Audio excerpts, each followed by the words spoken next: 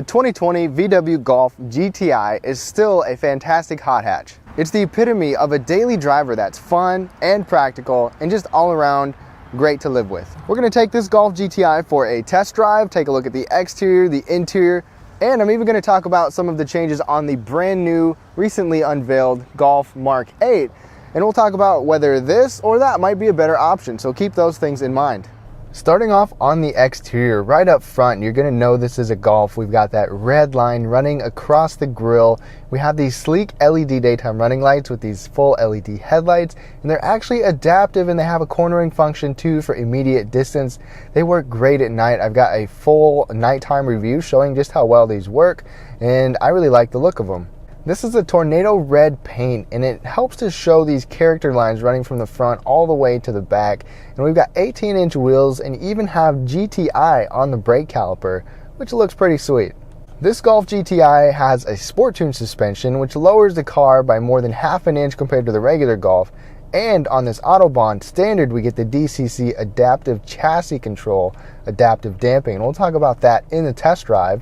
You still have that distinct look in the back with that C-pillar, the roofline, LED taillights, and dual exhaust in the back. And overall, I still really like the way this Mark 7 Golf looks. I prefer the way this looks over the Golf 8, at least at this point. I'm sure it will grow on me, but really, I think this Golf looks great.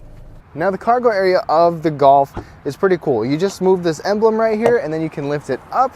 There's no power gate or anything like that, but I like the simplicity of this. And then once you lift it up, you've got a really healthy amount of space below this cargo cover. You have a movable cargo floor on the bottom as well, which is great, which exposes a really large area for spare tire as well, and a couple storage cubbies on the side with some tie downs to make this really practical. You have a center pass-through with a 40-60 folding seat for your second row, which is great. The pass-through is very practical, and then when you fold that down, you get a really generous amount of space, and you can even fit a full-size bike back here. Right off the bat, there are a few changes for the 2020 model year. Although it looks the same, now you get front assist standard on all trims. You also get blind spot monitoring standard on all trims, and rear cross traffic alert standard on every single trim. Now when you hop inside the front seats of the Golf GTI, you're going to get some really comfortable and perfectly fitting sport bucket seats. The base model is going to give you the cloth plaid seats, which definitely adds to the character, but in here we've got the Titan Black leather, which are 12-way power adjustable on our Autobahn. These seats have great bolstering on the sides, great bolstering around your body. When you're cruising in here, taking some corners, you feel very secure, very well planted.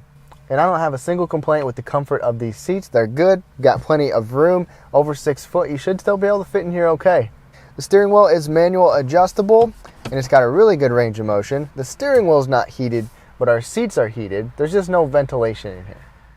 The interior of the 2020 Golf GTI is unchanged, but that's okay with this year because it's still easy to live with. It's a practical interior, and it's got some nice touches and some character. Compared to 2021, where the interior is redesigned with the digital cluster and larger infotainment screen, and some different things around different trim pieces and ambient lighting. Volkswagen gives you the smart key system. Typical, you can get your key to pop out of there, and you've got push button start. Now this will be a lot quicker than the last time, my last video, if you want to see more detail, but you've got a soft upper part right here. You've got soft here and a nice soft armrest, and even carpeted soft big bottle holders, which is great.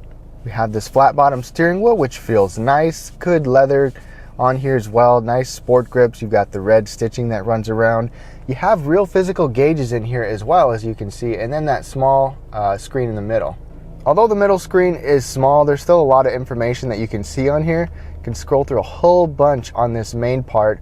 You can see your assist systems on there, navigation, pretty much everything that you want.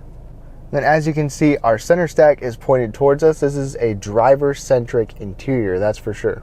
Now the base trim is going to give you a smaller screen, but we have this 8-inch screen.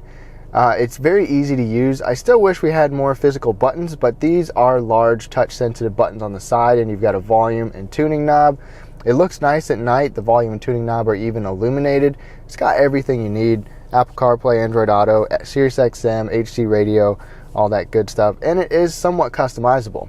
For example, if I change drive modes, you can even customize your drive mode. So go to custom, adjust, and then you can individually select all of these, which is pretty awesome. One thing to really like is that we have the Fender audio system in here, which sounds great, especially in this small hatch. You got a subwoofer as well. Our top Autobahn here gives us dual zone climate, and we've got our heated seats on there. Got a nice little storage bin down below, one USB port, USB charging port over there. This mat is rubber, which is good, so it helps prevent anything from slipping and sliding around. Now last year I had the DSG transmission, the dual clutch, which was very quick and very smooth, but I like this shifter for sure. It's got a nice throw pattern, I guess you could say. It feels good, it's easy to shift. Here's your drive mode button, stop start button, traction control, and then even parking sonar and your park assist, to where it'll actually steer for you. You control the brake and the gas for parallel and perpendicular parking. So aside from that USB charging port, you got this 12-volt power outlet. You actually have a real handbrake, of course, or an actual pull brake, which is nice. You've got this piano black on here, which I think it looks good, but I actually haven't really had any fingerprint problems with this, so that's a big plus. A couple of bottle holders, and my bottle fits in there fine. Accommodates a good amount of drinks. This is the ratcheting armrest. It is soft as well. You've got the red stitching that follows into that e-brake. It's really small, but I mean, what can you really expect? At least you can kind of ratchet it up and make it stay if you want. Another thing to note is we have rain sensing windshield wipers. One bonus is we've got an automatic dimming rearview mirror. You've got LED interior lighting, and Volkswagen gives you what they call their panoramic roof. It's larger than a regular roof, but it does not go like all the way back, but at least it is a nice large size roof. And even though you have that, you still get a sunglass holder. At night, we've got red ambient lighting on the doors and the sill plates. It looks nice in here, white backlighting all over everywhere else. The 2021 model is going to actually give you 30 different ambient lighting colors though. Now hop into the back seat of the Golf. You still have some really cool sport bucket seats back here as well, and it's more so for 4 people instead of 5, but you can still fit 5 even though there's a center hump in the middle. Sitting behind myself, I've still got pretty decent space. I really can't complain. I do sit closer with a manual transmission compared to an automatic, but still, this is not bad. Now with that seat all the way back, if someone tall was driving and say in the driver's seat, might be a little pinched for most rear passengers there, but we get AC vents back here, which certainly is not expected in a vehicle this small, but that's awesome. There's just no charging ports back here, but you can use that 12-volt right up front. You still get a fold-down armrest with some cup holders. And because of our design, it's not super sloped in the back, so I can still sit up tall without my head touching. So this is a great back seat for the size of a vehicle. For the 2020 model, nothing changes under the hood. You still get the EA direct injected 2-liter 4-cylinder engine that is turbocharged. It's got a healthy output of horsepower and torque. The 2021 Mark 8 model is going to give you a horsepower and a torque bump though, over 240 horsepower and over 270 pound-feet of torque. So that is going to be fun to drive, I'm sure. The great thing though about this turbo is that the torque comes out so early at 1500 RPM. In this one that we have right here, we've got the 6-speed manual, but you can get a 7-speed dual clutch, their DSG transmission, and compared to other dual clutches that I've driven, I really like the one that they paired with the Golf. Which one would you go for? The Golf also does come with the VAQ limited slip differential that can put 100% of the torque to one of those front wheels. And miles per gallon isn't too bad considering the fun power that we get here. 24 in the city, 32 on the highway, and 27 combined with this manual transmission.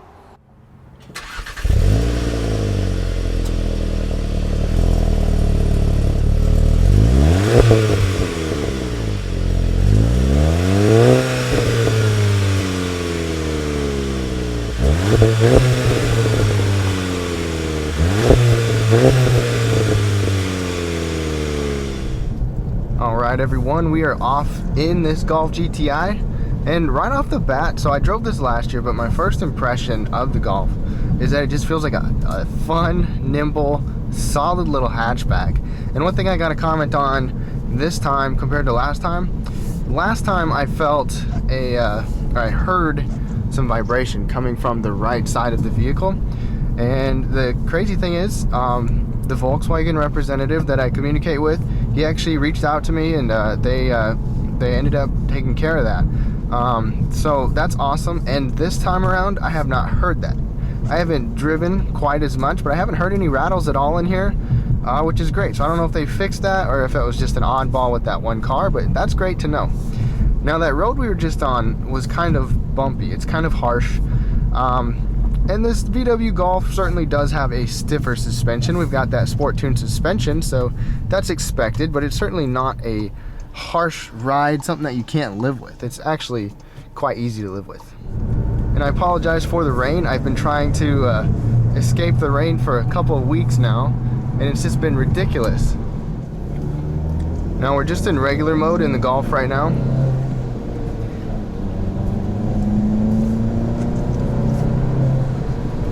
And it's just fun to drive. It doesn't matter what mode you have it in, it's just a fun to drive car. It handles well, it's got a very nice feeling with the steering wheel, the weight of the steering, and you can certainly stiffen that up. You can even customize that like I showed you on the main menu. So that's really awesome. Now one thing about this GTI too is that the brakes are on point. The brakes feel great, they perform very well. You've got vented disc brakes, you actually get the brakes from the Golf R. And it's cool that they even have that red GTI caliper. Now one thing I gotta complain about is the road noise somewhat, and you don't expect a hatch like this to be quiet necessarily.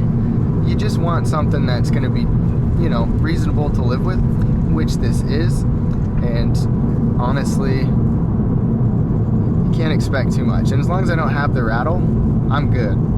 I can deal with the noise, but it is louder than I'd expect on some surfaces, but sometimes like on the interstate where it's not too rough, it's really not bad at all. And the steering on this just feels so good. This GTI version has thicker anti-roll bars in the front and the back compared to the regular Golf, so that's certainly apparent when you're going around corners. It feels great. It's so easy to put where you want.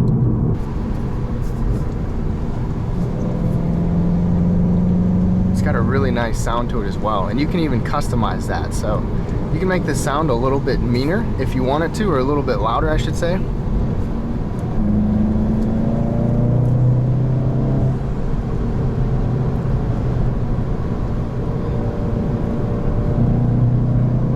And even though we have the turbo, I mean you can get boost from a very wide range, starting at like 1500 RPM.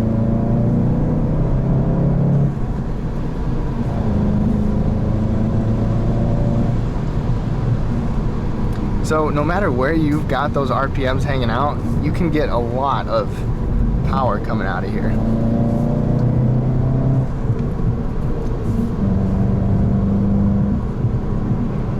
So fun to drive.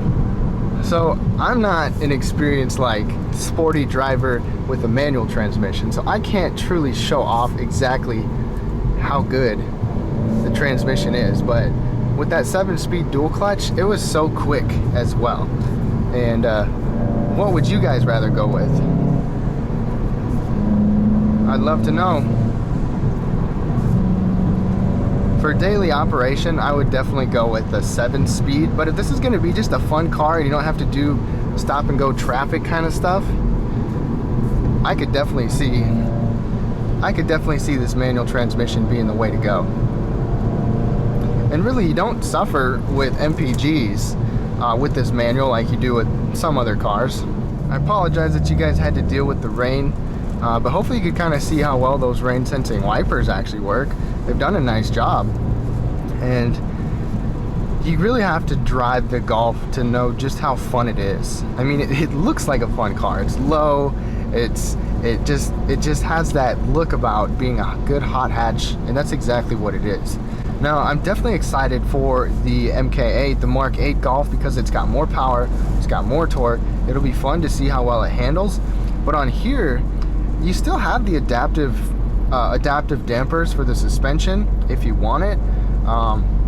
Depending on what trim level you go with, it's standard on this Autobahn here, and you've got enough power to be fun. Certainly plenty of power. I mean, it would be fun to have some more, but this Golf as it is still offers quite a bit. I mean, this interior is nice for the most part. Certainly not the most modern looking. We don't have the digital cluster, we don't have a super large screen, but it gives you what you want. Now another thing, be sure to check out the night video where you can see just how well these headlights do. Check out that adaptive function as well, because they do a nice job. They don't get the best rating from the IIHS, but they do a really nice job nonetheless, especially low speed corners. I hope you have enjoyed this review of the Golf. Now let's go ahead and wrap things up. So to wrap things up, on this 2020 Golf GTI, there are minimal changes. There are a couple new features at the lowest level, but overall this is still exactly what you want and exactly what you expect in an everyday hot hatch. It's sensible, it's practical, yet it's still fun to drive. Personally, I still like the way that this Mark 7 looks compared to the new Mark 8, but the new Mark 8 has some extra features. The interior is very well done, and I don't think you're going to lose the same kind of character and the same functionality in that Mark 8 that you get in this Mark 7, but you get a little extra power with that. With this one, you know exactly what you're getting on this Mark 7, but I'd love to know what you think. Comment down below which one you would go for, the 7 or the 8. Thank you so much for watching. Be sure to subscribe down below, watch some of these other videos, and check out the night video of this vehicle. Have a great rest of your day.